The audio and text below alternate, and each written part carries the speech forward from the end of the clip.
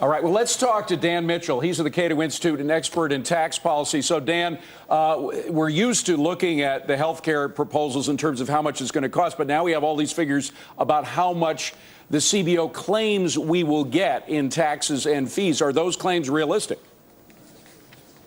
I don't think they're very realistic for two reasons. When you're looking at these net numbers, the government usually underestimates how much things will cost because they don't factor in the extent to which people are going to change their behavior. If you start giving away something for free or at reduced cost, people are going to increase their utilization. And then on the other side of the ledger, when the government is trying to measure the tax implications, they don't realize that people also change their behavior because they don't want to pay the tax. And this is why Medicare costs far more than it was originally projected. And this is why tax increases don't raise nearly as much money as the politicians think. And so we're going to get hit both ways if this kind of bill becomes law.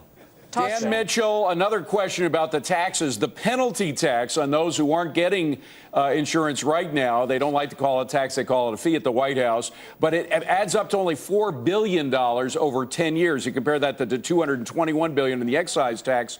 It's small enough a figure, so maybe they could drop that if it became a political hot potato.